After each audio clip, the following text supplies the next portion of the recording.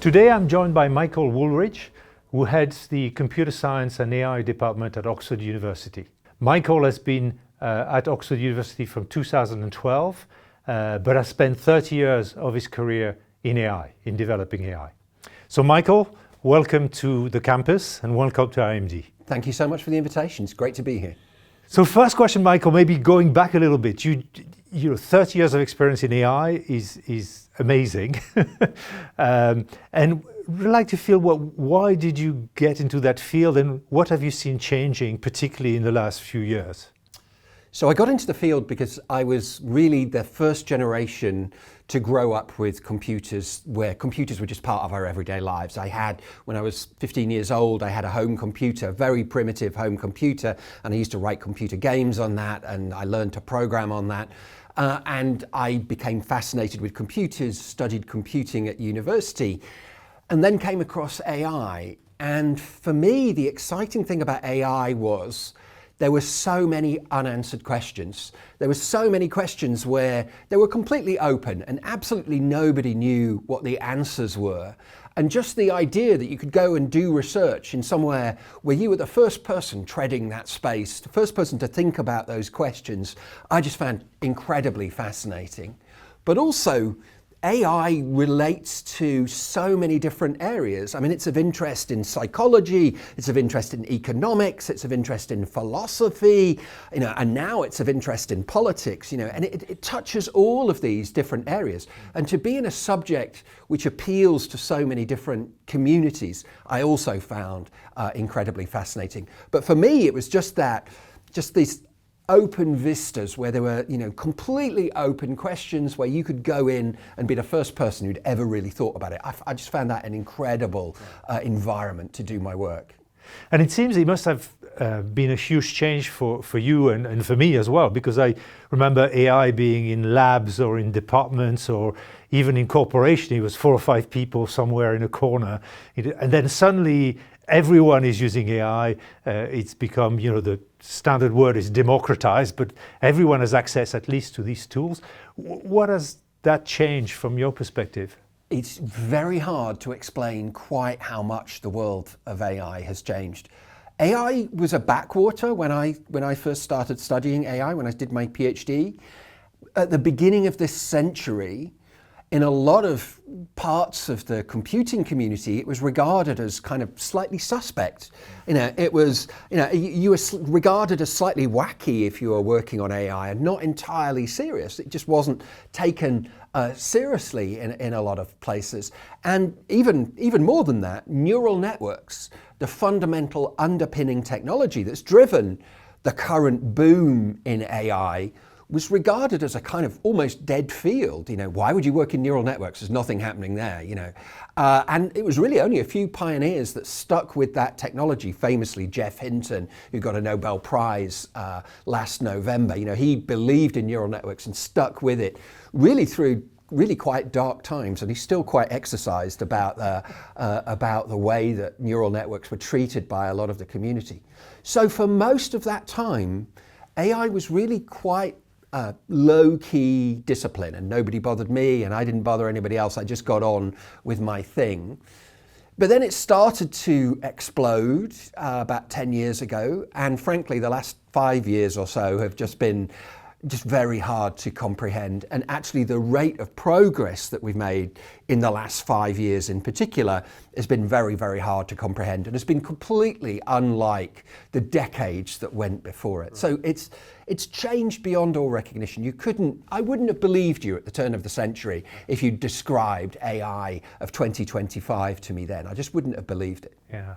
So what we've seen, at least from an external perspective, is we've seen what normally happen with this wave of amazing technologies is that, there's a hype cycle that happens, and particularly with Gen AI, I would say in the last 3 years, where, the technology is going to solve all the world problems and prosperity and any diseases and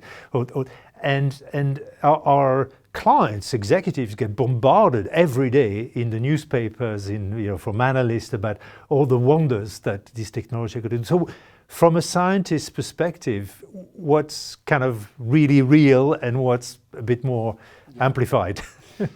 So I think it's worth getting to grips with why people are so excited. I think there's two reasons.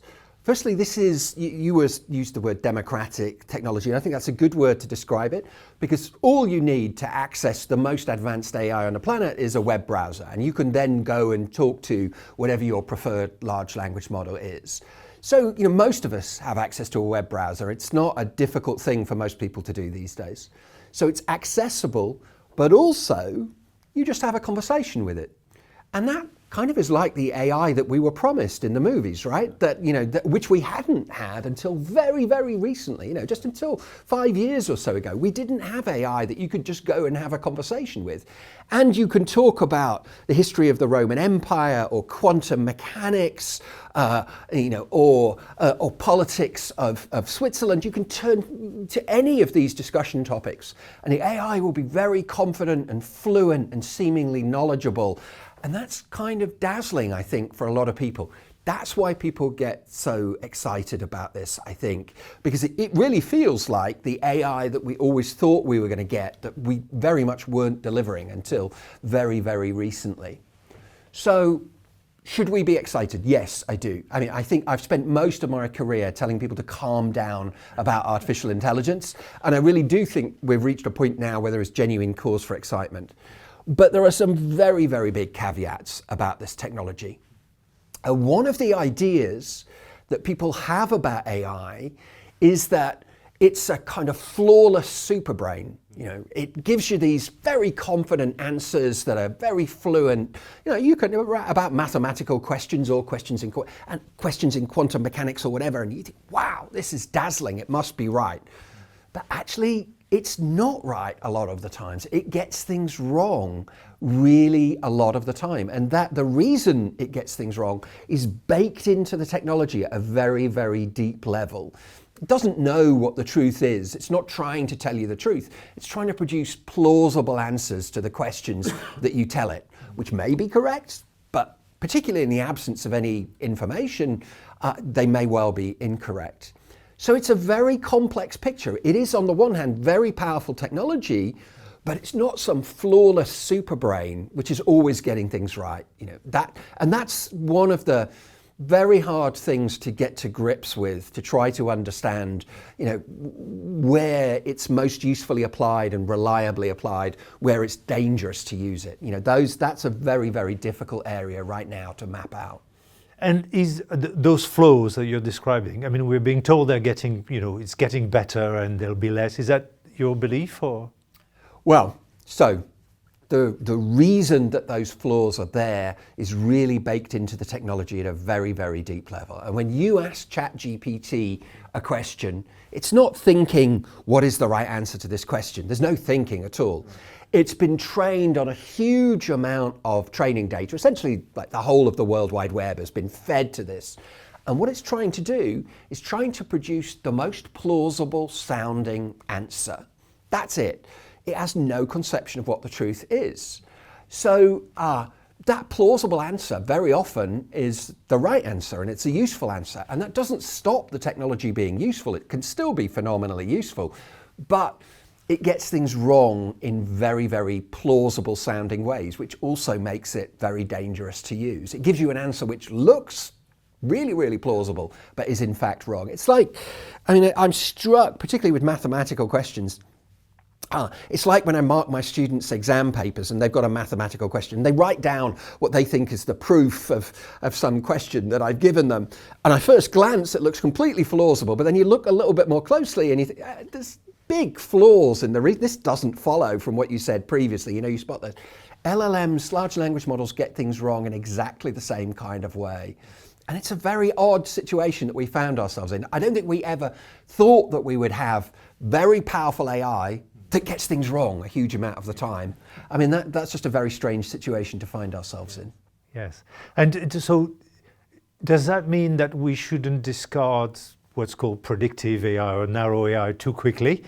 Because certainly my clients, when they go into production with some of the system, they actually using good old predictive AI. So do you think from a business perspective, the risks are still too big today? No, I think there are a lot of applications of this technology, and I use it, but I use it with my eyes open. And I think that's really, really important, that you shouldn't just blindly trust what you're being told by AI for exactly the reasons that I've just described. You also make a nice point, though, that large language models are just one part of a much bigger picture about AI. There are lots of other AI technologies out there which are very, very useful. And before, we were really excited about AI before large language models came along. And we were really excited about those other kinds of AI before large language models came along. And there are lots of use cases for those in business. So don't assume that the only game in town is large language models. So you're talking about things like vision recognition and languages. I mean, wow, what we can do with languages today. Yeah. There are many different examples. So, being able to look at an X-ray scan of a human chest and recognize whether there are, cancerous tumors present, that kind of application of AI. There are many, many different applications of that kind of AI in business, and far beyond as well. So, large language models are just one small part of a much bigger picture. So that means for executives that you should probably segment the technology in terms of areas of use, right? So you don't take too many risks. But do you, like you said, you use large language model? Do you use that for research and just double check, triple check, quadruple check the answer, or always check the answer? But yeah, I mean, I can give you some examples. For example, when I'm writing a report on something and I'm wondering whether I've expressed some concept well, it's actually quite useful to get a second opinion, even if it's an AI second opinion, because it very often prompts you to think, of course, I'm not quite thinking about that right. There's a better way of expressing it. It is very good for producing like drafts of letters. This is what I want to say. This is the tone. This is who it's going to go to. Not naming people. You should never put personal data into a large language model. But and it will quickly produce a nice, crisp email for you. One thing that I found very useful is I had a short report that I had to do a PowerPoint presentation from, and the report was a few pages long, and I would normally have budgeted a couple of hours to do that, to produce the PowerPoint from this. Upload the report, and again, you wouldn't upload anything sensitive or personal or anything like that, but in this case, the report was a fairly generic report, and it will actually produce the PowerPoint that you can download. And you need to check it, but the whole process took me 30 minutes to check it, edit for just check the content, edit for the appropriate style and so on. And that's more or less an afternoon's work saved for me, and there are many other use cases as well. Yeah. And what we're seeing is like two sides, right? We're seeing great excitement about potentially the productivity improvement in the workplace and elsewhere. But at the same time, there's a lot of press going on about are these tools going to make us stupid? Because particularly the young people going to rely too much. So they're not going to do what you suggested, which is double check, triple check what's coming out. They're just going to say this machine is right. Is that a real danger, you think? I think it's a danger. I think we have to accept that kids are going to grow up with this technology in the same way that I grew up with digital calculators. And back in the 1970s, there was a moral panic in mathematics that calculators were going to make mathematics redundant. What calculators did is they just took the strain of a frankly tedious activity, and they did it much more quickly and much more accurately than we could. I mean, honestly, who wants to do long division by hand? I mean, I really don't want to spend my life doing that. And I think there is some strength to that analogy with AI. But the kids that are growing up now, 10-year-olds now will, by the time they go to university, they will have spent basically their entire teenage years, their entire sort of, adult lives with generative AI around them. Of course they're going to use it. Of course they're going to use it. So we need to figure out what's the right way for them to use it so that we don't dumb down society. And we scientists or parents? Parents, but actually I was speaking there as an educator, somebody who's, in the business of taking these kids, and one of the basic lessons is, you never pass off AI generated content as your own. That's one of the basic lessons. You always have to be prepared to check AI generated content. You always have to be prepared to give credit. You need to check any references that are given, and it really, this is one area, by the way, where it really, the state-of-the-art systems still get things wrong a lot, is they give you spurious references which sound very plausible, and a lot of people have fallen foul of that. I'm sure you've seen stories in the press about lawyers who've cited cases that just didn't exist because they were too lazy to check them out. But that doesn't stop it being a powerful and useful tool. It's just not, as I say, it's not the kind of AI that we expected. We thought AI was going to be correct, and it's useful but not always correct, and that's kind of a strange thing to have to accustom ourselves to.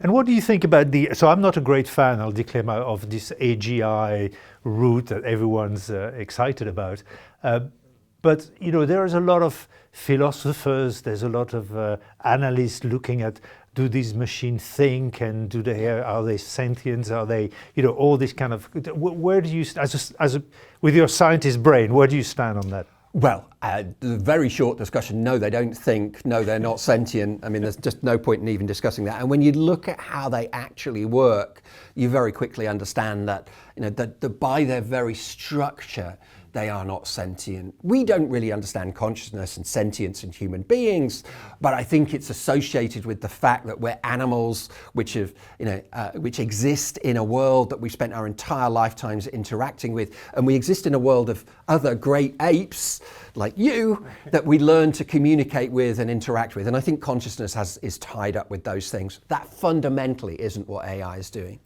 But the question around AGI is an interesting one. AGI, artificial general intelligence, is this kind of very old idea, which again, go back even a decade, was really on the fringes of AI and not taken very seriously.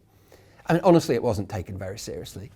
And it's the idea, roughly speaking, there's no precise definition for what AGI is, but it's the idea that at some point we'll have machines which can do, roughly speaking, pretty much anything that a human being can do. So that it's general because they can turn their hand to, roughly speaking, anything that a human being could turn their hand to. So, a machine, if we have AGI, then we'd have a machine which could do anything that a human being could do, more or less, with no more training than a human being required to do that. So, I'm guessing you drive a car, right? And you had lessons to drive a car, 20 hours of lessons, maybe, something like that, yeah? Waymo, for example, have spent tens of thousands, probably hundreds of thousands, quite possibly millions of hours on the road training their cars. And we still don't have driverless cars that are at the level of human beings.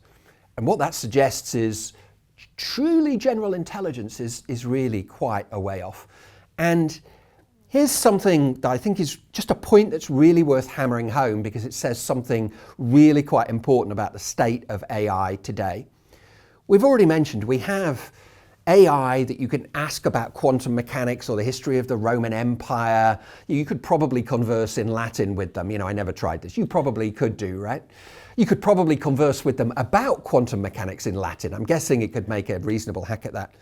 And yet, we don't have AI that could come into your home, a robot that could come into your home that it had never seen before, locate the kitchen, tidy the kitchen, load the dishwasher. So that's something that a minimum wage human worker could do. So there's this huge gulf between this kind of purely text-based AI, and frankly, that would be a really useful kind of AI to have. It's nice that we've got AI that you can talk about quantum mechanics to.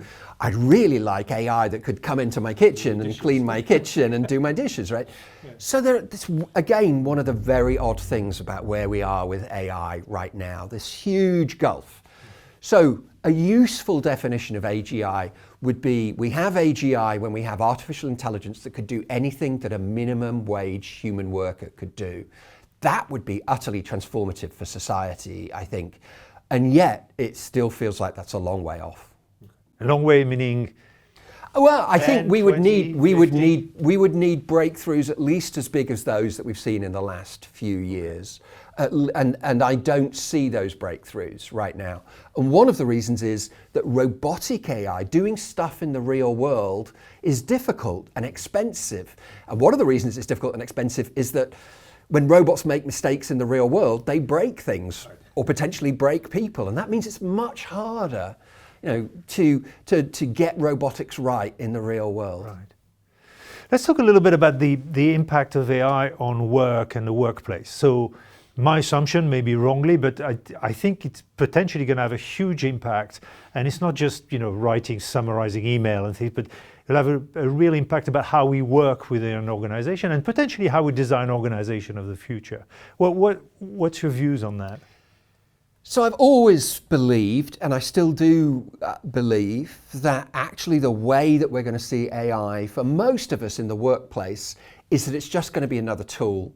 And very often you won't even recognize that it's actually AI at all.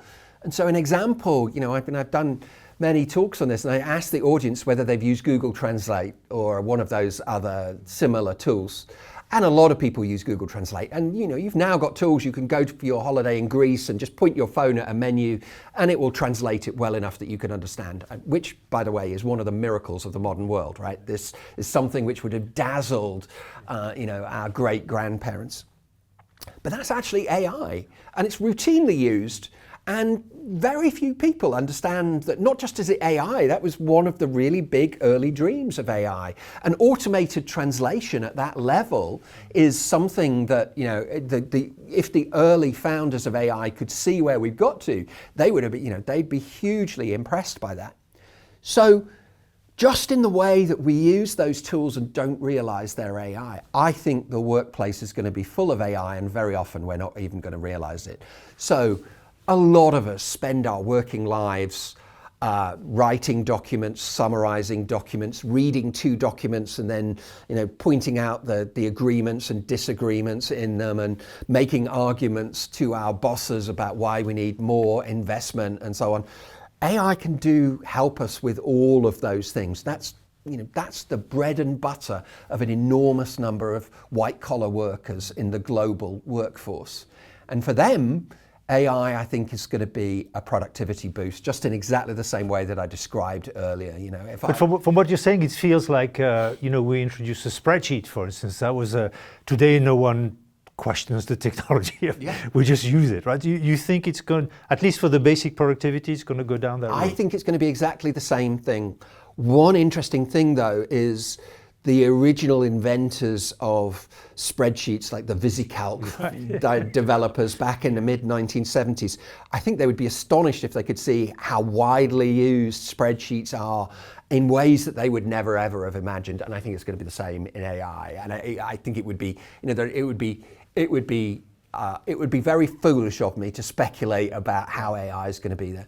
But to go back to the point about employment, there's been a lot of discussion around AI and employment, as you said, over the last 20 years, with some quite apocalyptic predictions about what's going to happen. So I say, for most people, I think AI is just going to be another tool that they use, and hopefully it will be a productivity boost for them, enable them to do some of the routine and boring and dull stuff that they do in their job, and allow them to focus on the stuff which is, requires human insight and thought and so on. But I think this year, 2025, we really genuinely are, for the first time, seeing an impact of AI on employment. So let me give a couple of examples. I think whose job is to generate routine copy are already being affected by generative AI. So what do I mean by that? Imagine you're a restaurant owner, you own a Swiss restaurant in London, and you want some text to populate that website, and you actually also want somebody to generate the HTML, the computer code to populate this website. So how does that work at the moment? You would hire somebody, probably in a gig economy, to spend a day or two. You would tell them what you want, you'd send them your menu, and they would wax lyrical about the quality of your rosti or whatever they're going to wax lyrical about, and they would send you back this text, and probably also potentially hand over to somebody else to put that into the computer code. Now that's a creative job. but it's kind of routine. The copy there is not, high level artistic content. It's routine copy. Large language models can do that. And not only will they generate the copy for you, they'll give you the HTML code as well. So those roles, I think we're already seeing an impact on those roles. Another example, there is a website called Fiverr. I don't know if you've ever used Fiverr.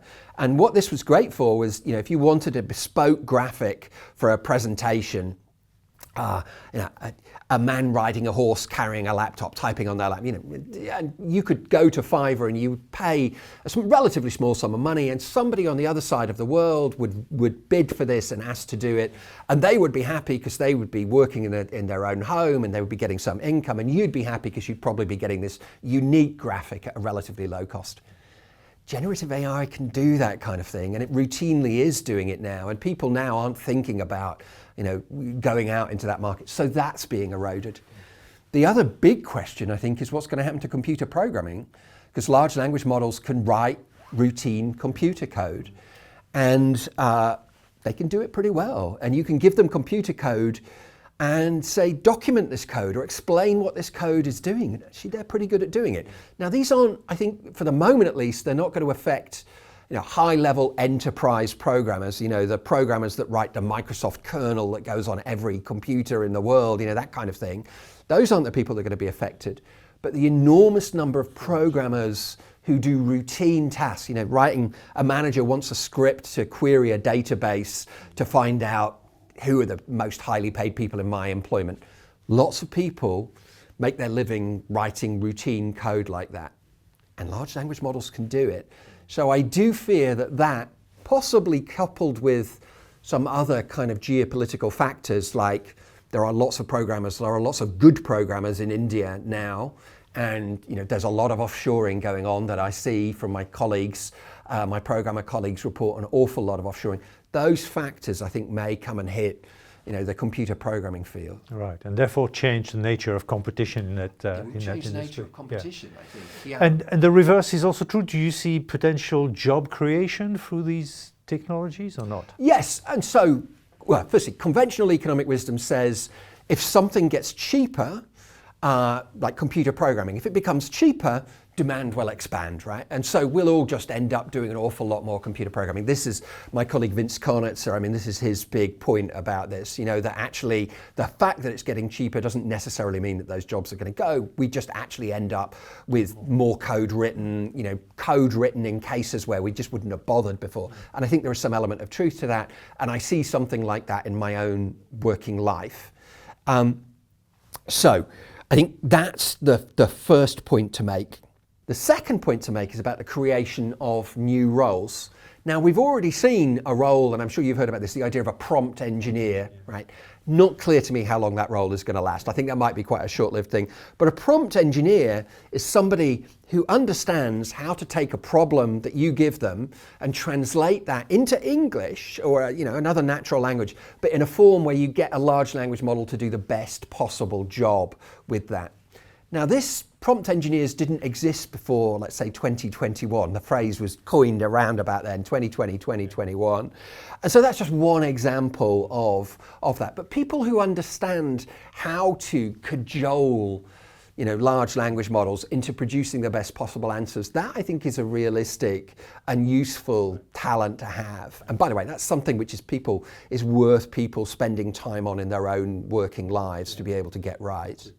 Yeah. Let me move the topic a little bit. Now, you spent a long time on agentic AI and agentic systems generally and connected systems that way.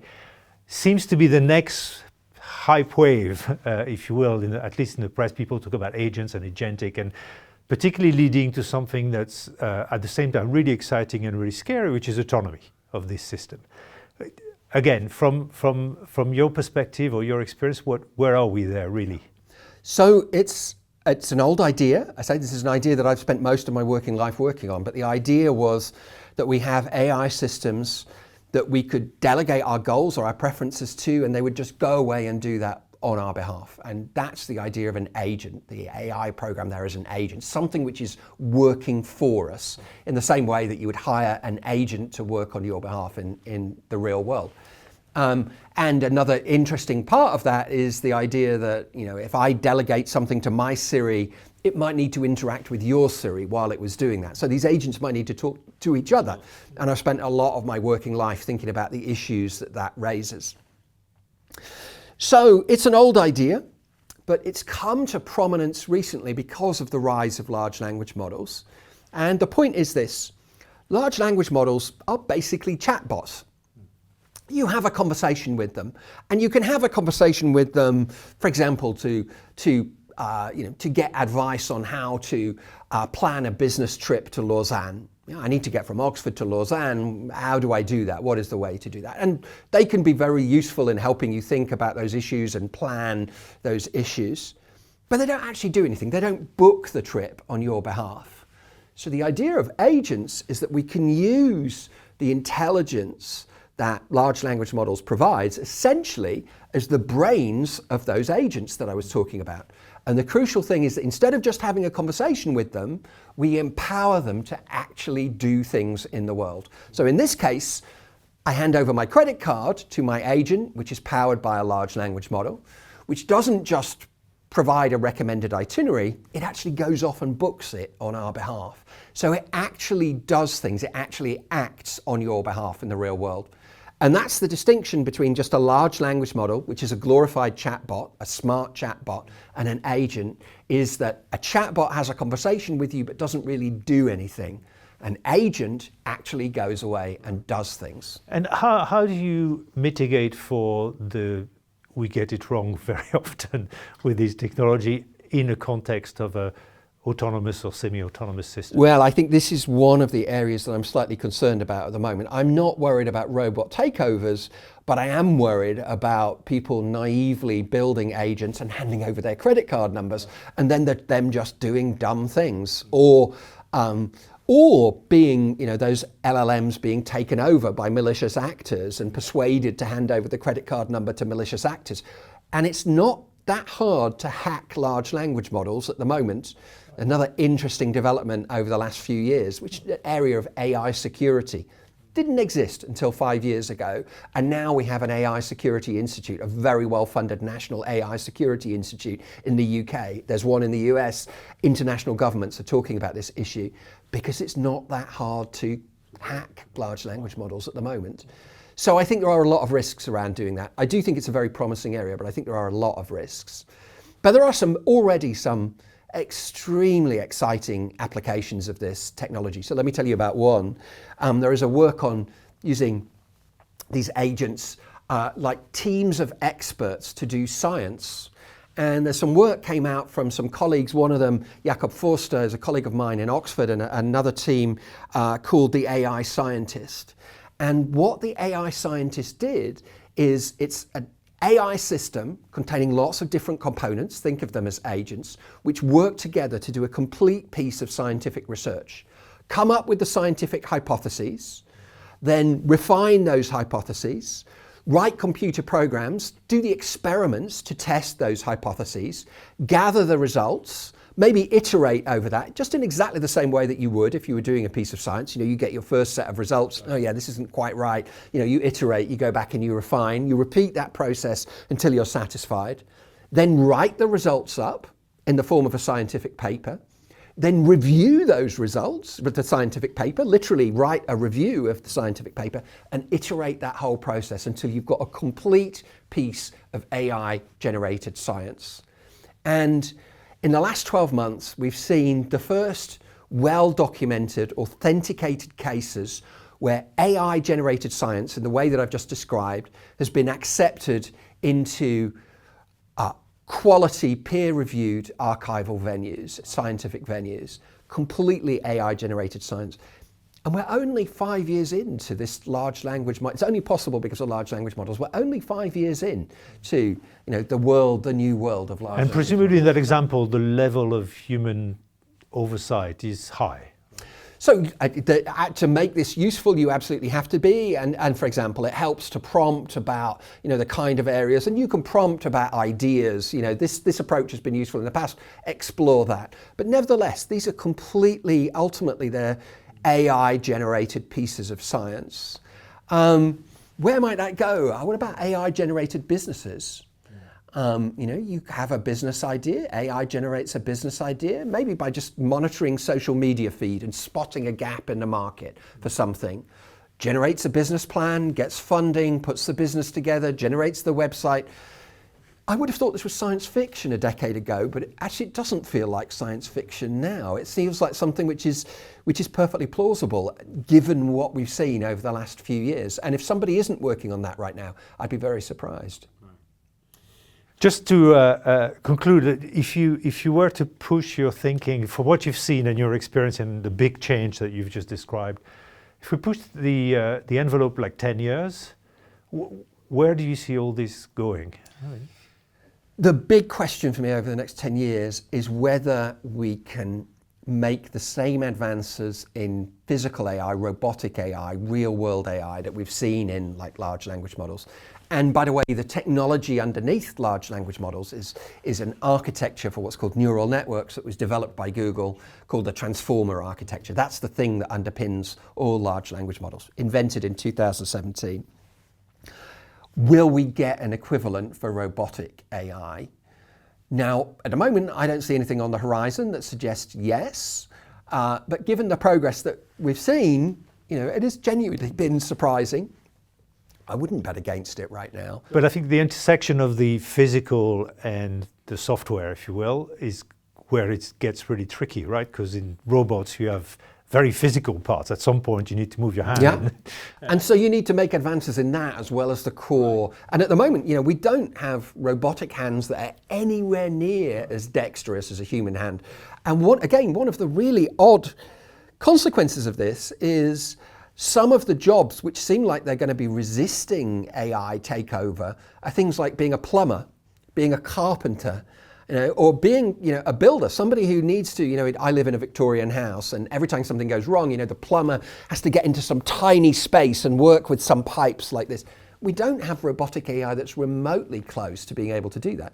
And so for the moment anyway, it looks like those professions are resoundingly safe. But you would think that, naively, that these professions must be, easily amenable to AI takeover. But it turns out not. No. Yeah. So last question, Michael. Is it difficult question? But I'm going to ask it anyway. Now we've talked a lot about the beauty of the technology, the potential of agentic AI, and so on and so forth. We also talked about it makes mistakes. It might kill some jobs, and all the. On balance, over the next 10 years, are you positive or negative? So if we believe economic history, then every new technology like this will ultimately create wealth. And there is a good case that it will lead to a better world. But that's economic history, and this is a fundamentally different kind of technology. We are not neutral in this. I mean, we haven't had time to touch on issues like regulation and so on. The EU is very keen in particular to be seen to get ahead of the curve about regulation. Like they feel that they lost out on social media and they don't want to make that mistake again. The harms were manifested before anybody thought about regulation. So they're trying to get ahead of the curve. We're in a complex geopolitical situation. So we've got a government in the US for the next 3.5 years who I think are not going to be very amenable to regulation around this technology. And of course, we've got a very rapidly emerging global actor in the form of China, which has its own agenda and by the way, is absolutely state of the art in terms of AI. So this is all going on with that complex global picture, of which the technology is only just one little bit. But we are going to see, the applications, I genuinely believe, applications of AI in healthcare, for example, they surely are going to be resoundingly good for society. They're going to mean better quality healthcare. They're going to mean accessible healthcare for people that just don't have access to accessible healthcare at all. And just, the final thing, I'm wearing, wearable technology like this, which is more or less first generation wearable technology, which is monitoring my physiology, it's monitoring my heart rate. It can do ECGs. It can monitor my blood sugar levels. Fast forward 20 years and imagine those kind of sensors feeding that data to AI, being able to advise me on how to live my life better. Do you realize you're stressed? Your blood sugar levels are really low and you're probably going to feel very irritable, and many other things, potentially spotting the onset of diseases, heart diseases, potentially the potential indicators of stress, or even things like dementia, well in advance of them ordinarily being spotted. And I think that surely is all cause for celebration. And by the way, for the vast majority of my colleagues in AI, that kind of application is what excites them about AI. That's why they get out of bed in the morning. They're actually not interested. Most of them aren't interested in AGI, which I think a lot of them regard as a bit of advertising fluff. Right. Michael, it's been a pleasure. Thank you very much for taking the time to come and see us at IMD. Thank you so much for the invitation.